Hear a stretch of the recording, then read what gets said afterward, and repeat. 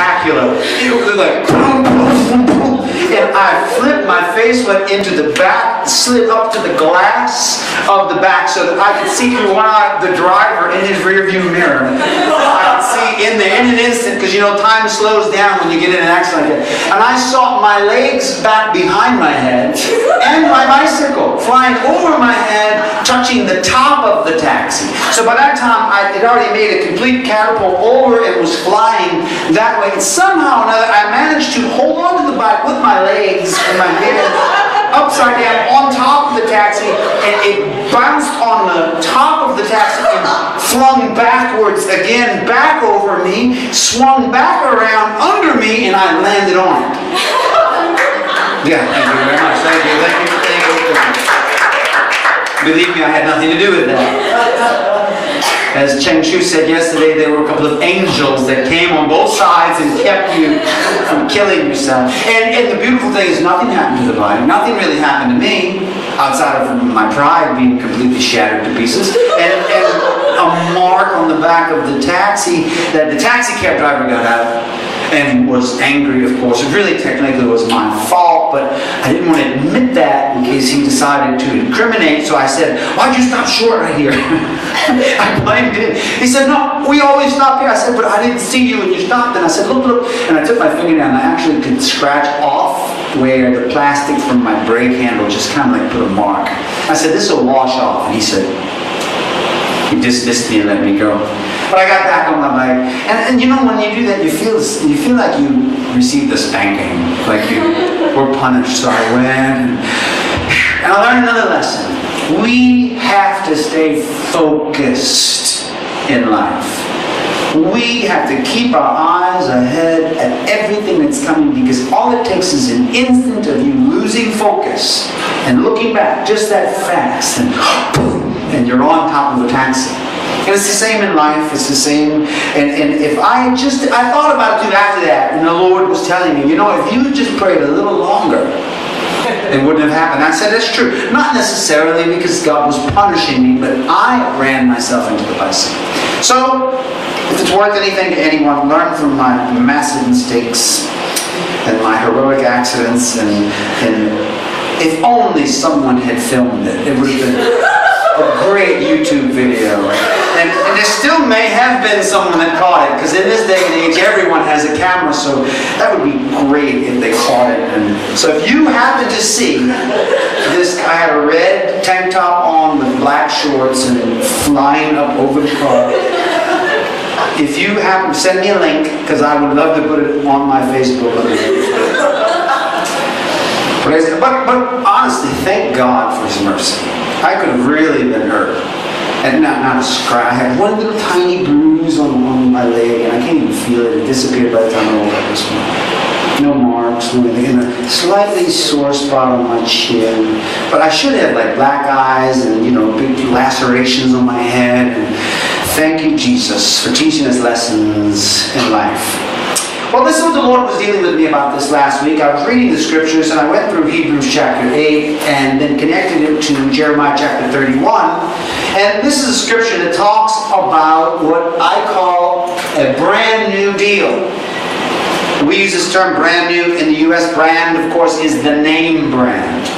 When something is very, very new in America, we call it brand new, which means it's still branded, still marked, still in the wrapper, unboxed. You know, have you ever had somebody buy you something electronic, and what you don't want is for them to unbox it before you get it? There's just something about that little Nokia seal or that Apple seal, and you're the one that opens it, and so much so that you can go online and see the unboxing of many devices, and because it's a celebration. It's like a wonderful thing. That's a brand new thing. And God decided to do a brand new deal for us. He decided, based upon His time with us on earth and His tries, His attempts to give us a blessed life, by trial and error, we discovered some things about us as human beings that didn't quite work out with God. And God made a deal with us, but the deal didn't work out.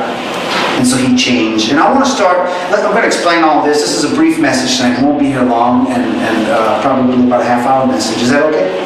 Okay, that's usually when everybody says, amen, hallelujah, half-hour message. Or if not, I can do a 3-hour message. What do you want, half-hour or 3-hour? And everybody's scared to answer because you don't want to look up like the washout that says 30 minutes. No, it'll be, it's a short message. Jeremiah 31. It says, the days are coming, declares the Lord, when I will make a new covenant with the people of Israel and with the people of Judah. It will not be like the covenant I made with their ancestors when I took them by the hand to lead them out of Egypt, because they broke my covenant, though I was a husband to them, declares the Lord. Now this first verse here is speaking about the fact that God made a deal with humanity long ago, but we did not keep our end of the bargain. And as a result, He decided to make a new deal. We did not keep our end of the deal because what He did was He came down and He said to a people that He separated that you will be my people, and I'm going to make a relationship with you, and I'm going to make you great and multiply and prosper you to such an extent that nobody will ever be able to compare to you. You as a nation, you as a people will be blessed. And He lists all of these wonderful blessings and treasures and things that He had for us as human beings in this relationship. And then He said, but there are some conditions. I want you to keep some rules and some regulations. There's some things that I need you to do in order for me to do this for you. In other words, it was a give and take, symbiotic relationship. It was a I scratch your back, you scratch my back kind of a deal. You do me a favor and I'll owe you a favor. That's how most of us think. In fact, that really is the second type of love in the Bible called philos love, which is where we get the word philanthropy or philanthropic endeavor, or the word Philadelphia, which means brotherly love. That word means that you do something, I do something for you.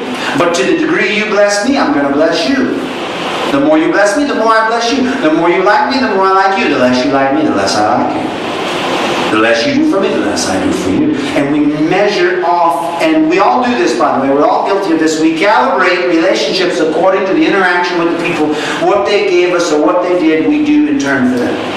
And this is not, I'm not criticizing this. This is the way the world goes round. If we get into the barter and commerce division of our life on earth, we do not go in and pay an adjusted price for something according to our whim.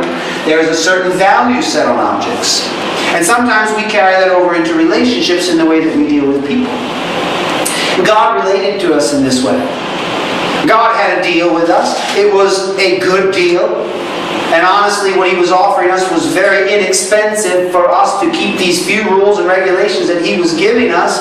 And He had the worst end of the deal, and we had the better end of the deal, because all we had to do is simply, to begin with, just don't make any false gods, He said. Just don't make anything into a shape. Don't look at an animal or a person and form a shape out of it and worship. That was His first part of the deal. Just don't do that, and just worship me and follow me. Don't make any kind of a formation that you say, this is my God. Don't have any other gods before me. And a lot of people could deal with that. Then He had other, the 10 Commandments were written, and then from the 10 Commandments, explanations of those commandments, and expanded out to what is referred to as the Torah, which is the whole law of God. And this law He made with us in a relationship, but this is the problem. It was very difficult, and we did not keep our end of the bargain because we couldn't keep the laws and the rules. Some people did. Some people managed to keep the laws most of the time. But from the very beginning, there were laws that were seemingly impossible to keep, so people were coming and amendments were being made with Moses and with the leaders about certain things. They would say, but if this law is kept, this is going to happen. And Moses would say, oh, yeah, you have a point there. Well, let me ask God. And he would go ask God, and God was already making exceptions to laws and amending things. But the law, basically, the 10 Commandments were in place. Honor your father and mother. Do not steal. Do not bear false witness against the neighbor. Don't covet your neighbor's goods. Don't commit adultery. You keep the holy day of the Lord, the Sabbath. All these different rules and regulations. And they did that, but even that they breached from early on, and people paid a price. But the bottom line was this, that it didn't work out. So, This new deal had to be carefully constructed to make allowances for our weakness and inability to comply to the former arrangement. That's why he said it would not be like the old deal. We just heard the scripture. He said this is not going to be like the deal I made before. Why not? Well, because that deal failed. Was God not able to keep his end of the bargain? Oh no, God kept his end of the bargain. We miserably failed in our ability to keep our end of the deal. And sometimes we have relationships with people, and that's how it works. We make a deal, and when that person, you didn't keep the deal, we see it as a reason why we can disqualify them in that relationship or in that agreement, and that is how good business works too. And this is where the division came. This is where everything changed. In fact, the next slide says that time itself is divided by the line marking the difference between these two deals. We call them covenants or testaments for the written contractual agreement. A testament is something testified, spoken, and then written down for it to be ratified on paper so that people could see, like a contract you enter into. Even if it's electronic, you still have to sign something, you still have to be connected, and even verbal agreements can be honored and be forced in a court of law if there were witnesses that heard someone say something. There was a case some time back where a woman was at a bar, and this person was a famous actress. I forgot the particular actress, if anybody remembers. Do you remember who it was? It was some Cameron Diaz or something like that. Somebody pretty big. And this person said, yeah, you need to be in this movie, and you could do this. And the person was really bothering the actress. And the actress just flippantly said, whatever. Whatever, okay. She was trying to get away from the guy, and she left. She didn't sign anything. And the thought was, I'm not signing anything. She walked out. But there were witnesses that heard her agree. And did you know that the courts decided in the favor of that man, and that she was forced? Eventually, she refused to do the part because it was a sleazy kind of production, but she had to pay punitive amount of money in damages because she flippantly said, okay, or whatever. But it was enough, because still in this day and age, God does want us, and the laws of the world depend upon people keeping their word, saying what they mean, and meaning what they say. And the deal, or the covenant, the testament that God makes, this is what it's about. But the problem was we could not keep our end of the bargain. When he decided I'm going to make it, and when the new deal started, it was so profound, so powerful, so earth-shaking, literally earth-shaking, from the transaction of the new deal, that the people of the world who were keeping clocks and calendars of time said, that's it, we have to start over. That's why the calendar is 2011, because it was 2011 years ago the new deal came along, and that's it. Everything's got to start again. Back it up, put the clocks ones there, put the calendar back to day one, because this is so severe and so extreme, the change in this covenant. And that's why he said the days were coming, and that I'm going to make a new covenant, I'm going to make a new agreement, a new pact, a new league, a new understanding between men and people. And we need to understand this.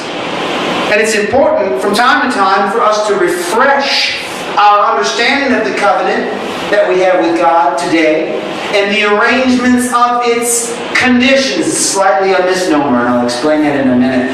It's like a contract with anyone here on earth. It's legally binding. And the contract we now have with God, humans and God, is a legally binding contract ratified and signed in the very blood of the only begotten Son of God, Jesus Christ himself. And you can partake in that contract and that covenant if you so choose, or you can say, no, never mind, I don't think that's a good deal. But in light of what the deal actually is, and the conditions of the contract, and what's offered through this arrangement for you, you would be an absolute fool to turn down the agreement. Because all of the problems there was with the first agreement, which was completely lopsided, and it was all God having to pay a price for us and us having to do very little. All the problems that did exist even with that covenant, God came along and took them all away. Basically decided, okay, in this new covenant, I'm going to make it so one-sided that they can't possibly mess it up. Remember that we failed in our end of the deal in the first arrangement. God did not fail. He had even and he had every right to eradicate his relationship with us based upon our breach of contract. Our actions nullified the agreement. That's why he could become